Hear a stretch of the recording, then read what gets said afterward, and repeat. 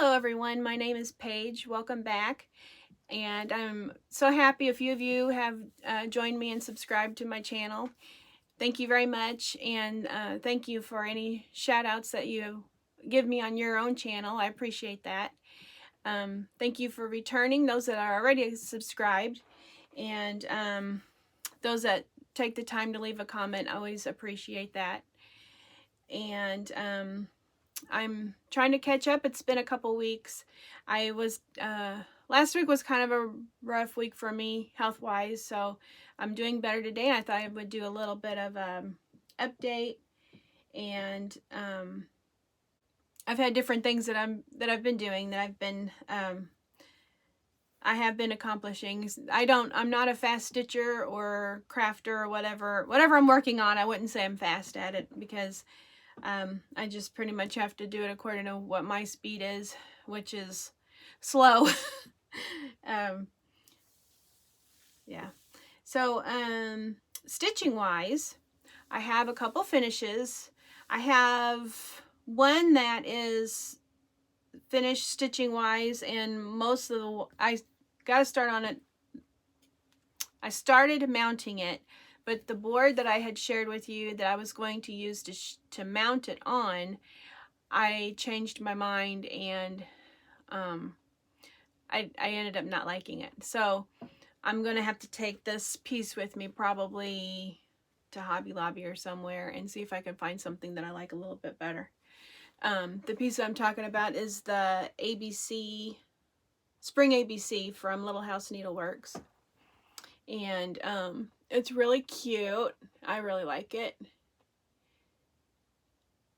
And I haven't decided which one I'm going to do next. I have all three of the other seasons that I still need to do. I'm thinking I may go ahead and start on the fall, even though summer is next. I may go ahead and start on the fall, just because I have a funny feeling with all the things going on, I may not have it ready to mount anyway before summer. So at least I could have it ready for the fall, and then continue that way. Maybe do the winter one next after that. So, but I'm happy to have that. It's mounted. I bought a sheet of that mounty sticky board from Hobby Lobby and stretched it on that. And I'm not super overly paranoid when it comes to pieces like this, because when they're going to get swapped out by season, I'm not super picky on the integrity of it, although a lot of people say that it still holds up really good, so hopefully it will. So the next piece I have, it is a fully finished, and I did mount it on something totally different than what I showed that I had planned to use on my last video, and that's another Little House Needleworks.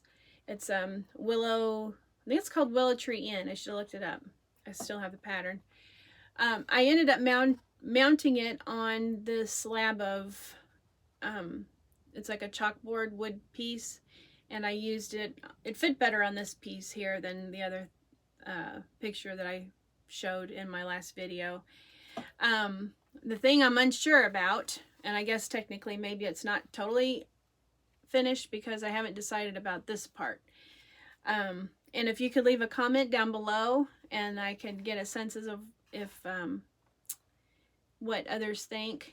I like bows to a degree. A lot of people will finish with the bow and stuff like that, and I do like that to a certain degree, but then I tend to get bowed out where it's just too frou-frou. And so sometimes I like things a little bit more simple, and I tend to like things a little bit more neutrals, because that way if I want to change the aesthetic of something, it's not too engraved in stone that it has to be a certain color. So my house is kind of hodgepodge in a way. I say I'm country farmhouse. I'm primitive. The farmhouse, I love a lot of different things, so I pretty much just do whatever I want. And of course, I mentioned before, I had to do the Willow Tree because that's my first granddaughter. That's her name, Willow. And so that was a have to stitch. I don't think I mentioned before the little sheep on here. I used the whisper thread on that, so it made it fuzzy. So I really like this piece. But anyway, if you don't mind commenting down below, do you think I should leave it as is, or should I put a bow on the top, or should I remove this altogether? So 3 options. I kind of, in a way, I kind of like this. So I don't know. I was just actually having a thought. It's like if I could unknot this, I don't know if it would be hard to unknot or not, but if I could thread on a few wooden counting beads or something, that would make it have a little bit more interest. But yeah, I think that's part of my problem is my gears start to go to work and I think about all kinds of different ideas and then I end up not doing anything because I overwhelm myself. But anyway, that's my 2 finishes. And I haven't, so kind of my regular routine is early in the morning. Well, of course, everything depends on how I feel because my health is very kind of wishy-washy. And depending on how I'm feeling in the morning, I tend to come upstairs and I'll work on a large piece of my diamond art and work on that for a little bit, maybe an hour before I get started on my day. And then later on, whenever I'm downstairs with my husband and he's home, we're having, you know, after we eat supper and we have a few minutes to relax in the evening, that's my cross stitch time. So I tend to do my cross stitching downstairs. And then when we're ready to go upstairs to kind of unwind from the day, I have a little small, my lap desk easel I showed in my other video. I keep that in the bedroom, and anytime I want to pull out a small diamond painting project, which I just keep one small one going at a time. But whenever I'm wanting to work on that, that's what I do in the evenings after we go upstairs. So I kind of have like my different sections and my different areas of where I work on things. Occasionally, every once in a while, I'll get inspired to crochet, but here lately I haven't been doing any crocheting. When I really wanted to work on Fall on the Farm. I have my 1 square left that I want to finish, and I was determined I was going to work on that and try to get that finished. But I was feeling this. This pattern was gifted to me when on the last stitch day that I went to in Heron. Beautiful pattern, and I just couldn't resist. I really wanted to start on this. I'm stitching it on, let me move this off of here. I'm stitching this on a linen, 36 count linen that was included in with the pattern, and I'm using all of the called for flosses that's listed in the pattern. I didn't change anything as far as that goes. I just went ahead and stretched it over my display board here because I'm kind of paranoid about, I don't like to over iron any of my linens because I fear that if I do that a lot over and over again, like if I was to press this every time that I wanted to show it, that it's gonna encourage dry rot. I don't know. It may be a silly thought and I may just be being too paranoid, but I don't like to risk doing that. So I thought I would just stretch it over my board instead and hope for the best. So I apologize for the wrinkles, but that's why they're there. Because I do stitch on, this is, I'm using a Q-snap for it. I believe it's, I have it right here. I set it there when I took it off. I believe it's an 8-inch. So, so I'm stitching this 1 thread over 2. And this is the first time that I have stitched on 36 count because of my eyes. I was really fearful if I could see it or not. The smallest I tried was 32, and I was really scared to try a 36. This one, I'm not entirely sure. It looks like a vintage mocha to me, the color. I'm not really sure which one it is. I don't know if I don't think there's a paper that actually says what this fabric is. If the person that gifted this to me wants to say in the comments, go ahead. I didn't want to I didn't want to mention her name because I didn't ask her if it was okay. So I'm not 100% sure what the fabric is, but it does look a little bit darker than what it is shown on the pattern. And even when I turn in the light in different angles, I can't talk. Angles. I think I get cotton mouth and then I stumble. So in the pattern, it says the recommended fabric is 36 count oatmeal by Fiber on a Whim.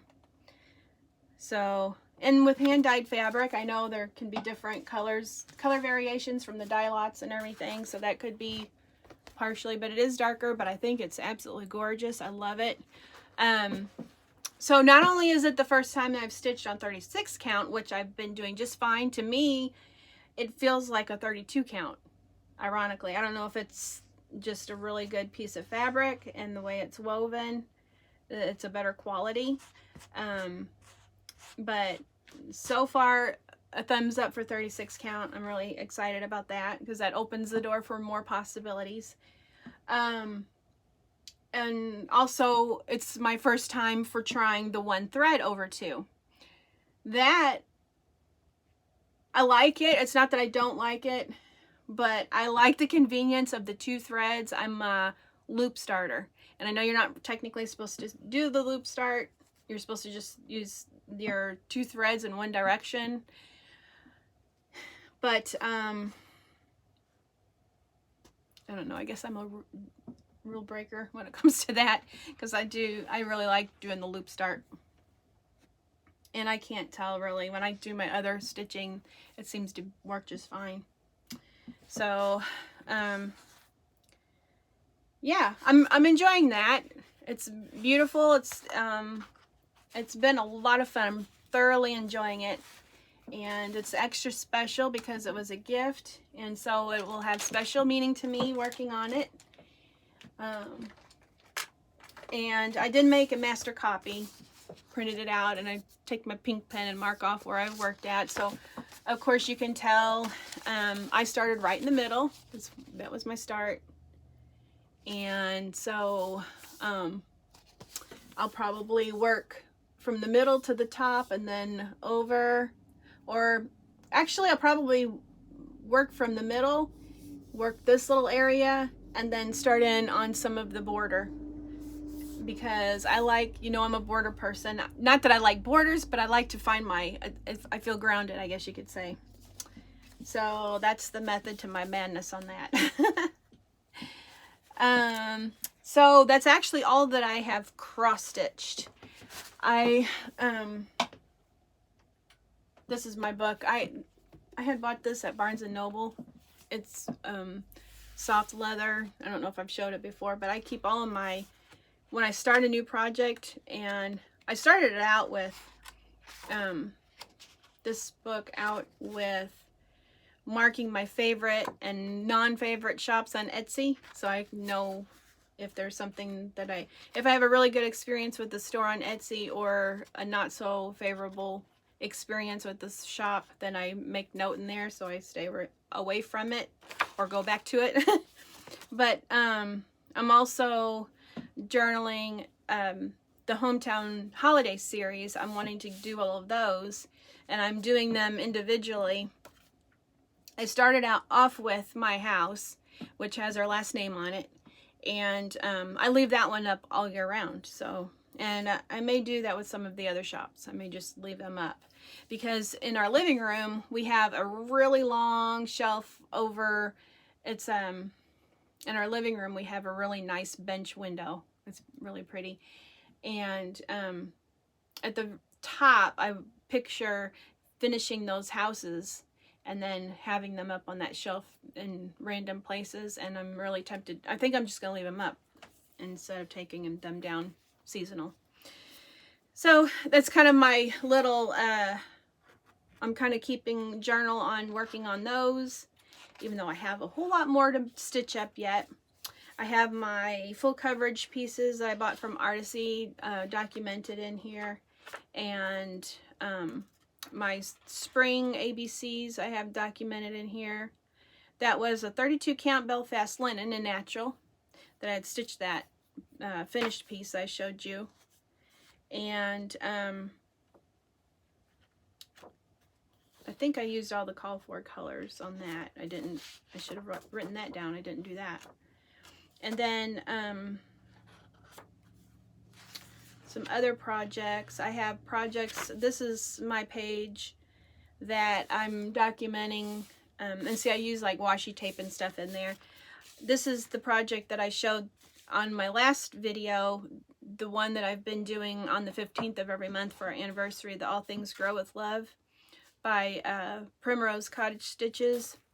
I wrote down the date that I started it, but then I also have my conversion chart in here because this is where I changed all my colors to color and cotton.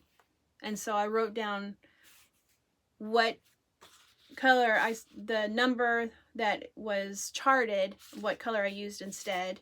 And so if any of you are curious what any of these conversions are, I would be happy to share it with you.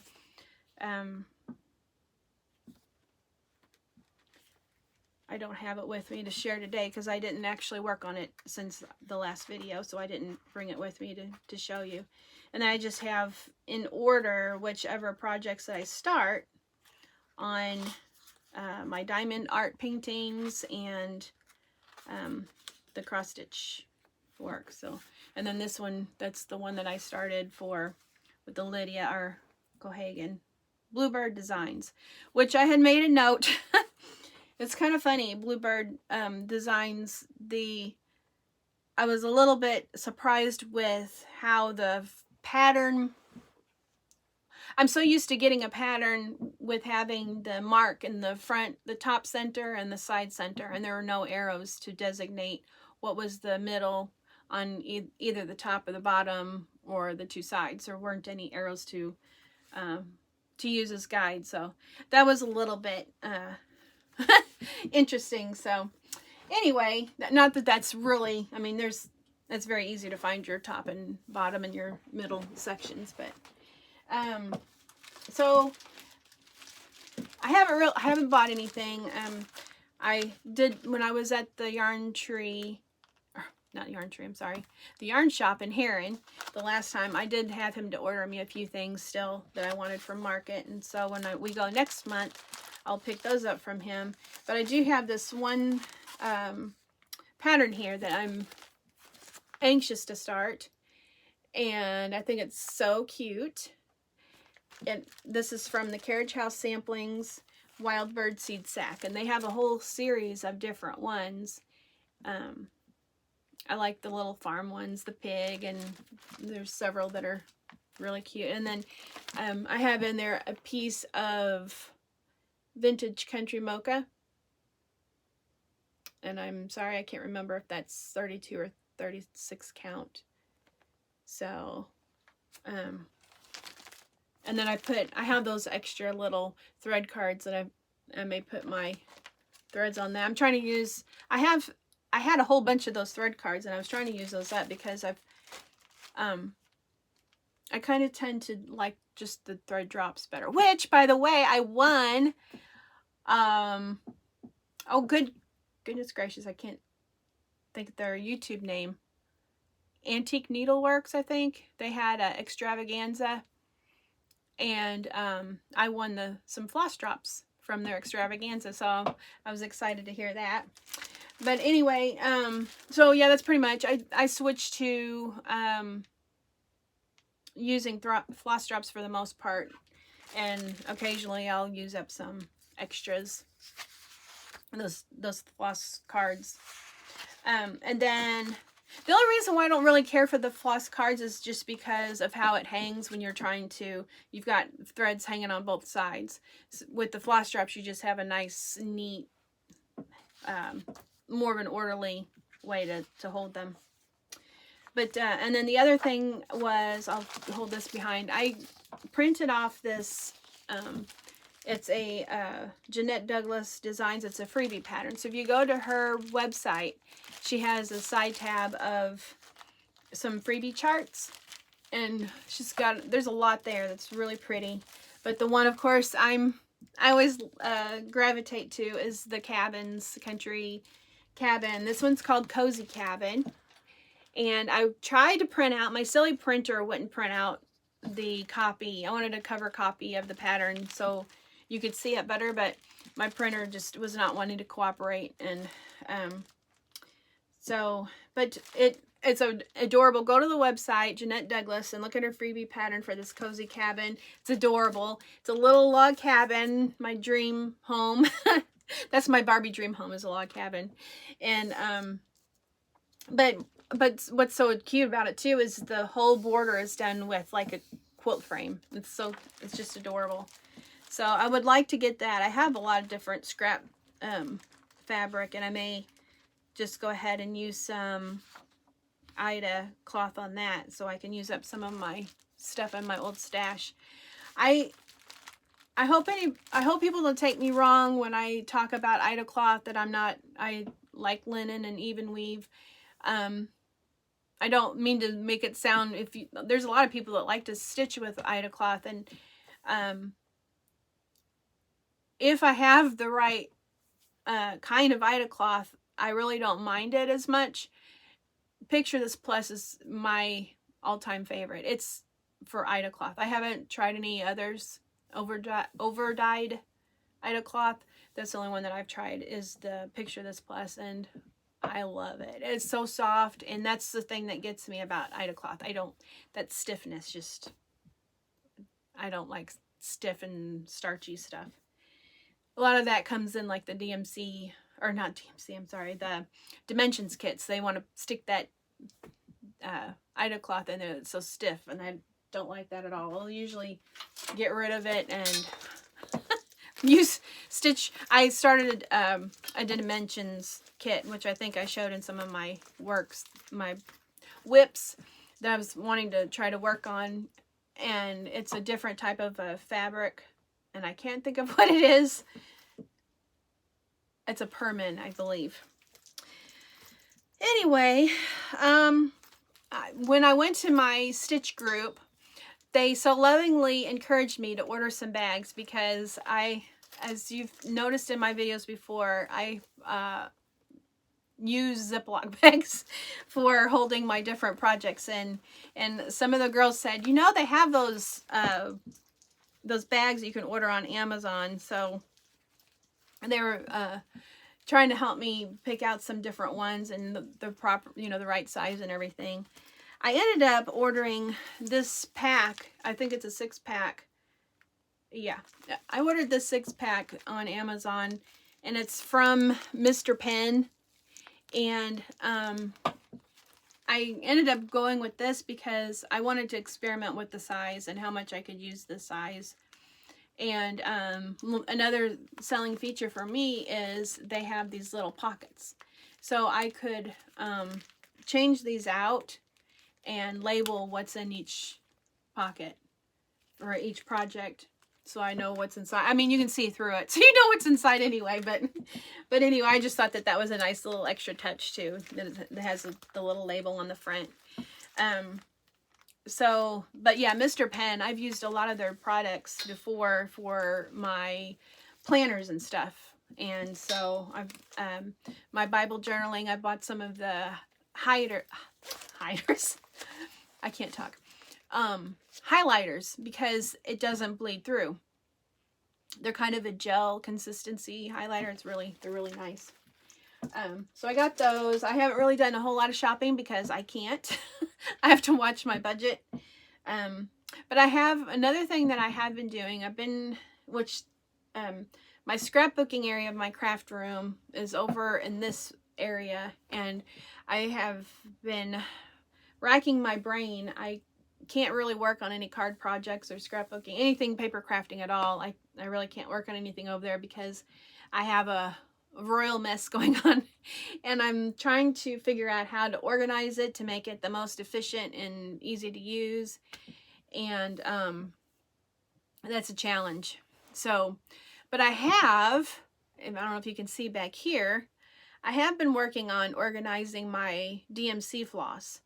So what you're seeing right here behind me, that's two Iris 64 drawer storage bins, and I pulled out a drawer to show you kind of the comparison of the size. So what I had been doing behind you, where you can't see on that wall back behind the camera, I have a rack where I have all of my DMC hanging, and in gorgeous rainbow array of colors.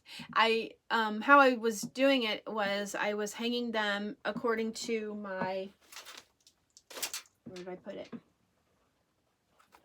My DMC, my DMC color chart here. I was organizing them according to rows. So each row had all of these colors, basically, is how I was doing it. So now I'm organizing them. I love it. I love having them to hang because I love seeing all the color. But realistically, I know that I really shouldn't do that for the sake of light and dust and everything. So, but I don't like them on bobbins, and I struggled with, years ago I tried the bags where you put them in individual bags, and they just slip and slide everywhere for me, and it just wasn't a good efficient way for me to go that route. So I discovered these Iris 64 drawer, which kind of in essence reminds me of the toolbox little plastic drawers you buy for nuts and bolts and screws, but these are intended for crafting. So what I'm doing, I mathematically figured out that I could put all of my DMC colors, put 4 flosses per drawer. So I'm, which is plenty of room. I brought out a drawer so I could show. This is 1 drawer size, and I put this in here just so a person could tell the size if you wanted to store these in there. The DMC, was it pearl cotton? You could fit 3 in one of these drawers. So, but very easily you can fit 4 in here, and there's plenty of extra room. So I will be able to organize my 4 floss per drawer and have extras, have room for spares and extras, and then that way as I'm working on projects I can pull out what I want, and I don't have to leave them, I don't have to bobbinate. Although if you wanted to bobbinate, you could probably fit it all in 1 drawer or 1 64 Iris, because when you bobbinate them, it really compresses them down to size. But anyway, I think I'm going to really like this. I haven't officially labeled everything yet. I haven't decided. I do have a label maker, but I haven't decided if I want to do that or if I want to go ahead and splurge and order some colorful DMC color labels that I could put on the outside. And so yeah, that's one of my things I'm working on and trying to figure it out. So and as far as, see, I borrowed my diamond painting area because the light's better here. As far as my diamond painting,